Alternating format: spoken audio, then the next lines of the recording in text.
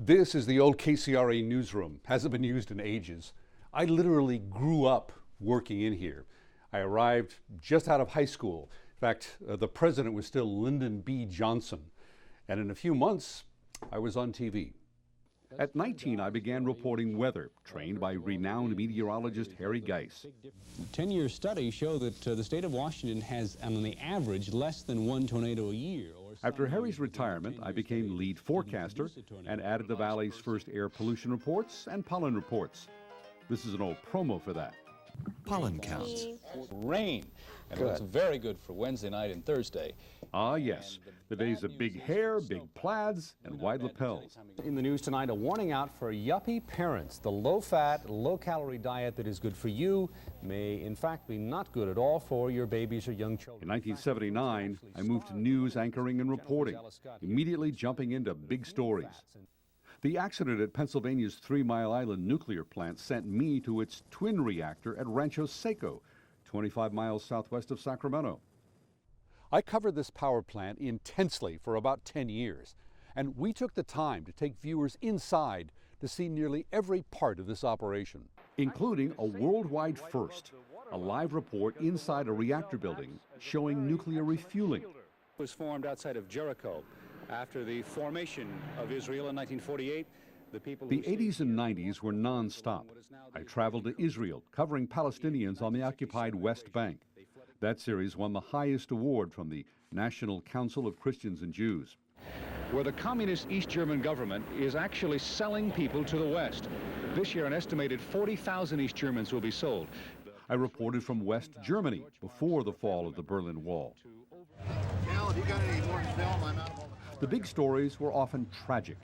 A disturbed gunman opening fire at Cleveland Elementary School.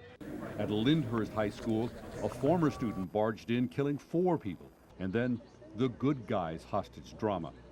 A store full of hostages taken by 4 gunmen who terrorized and tortured them for 8 hours, all seen live on TV.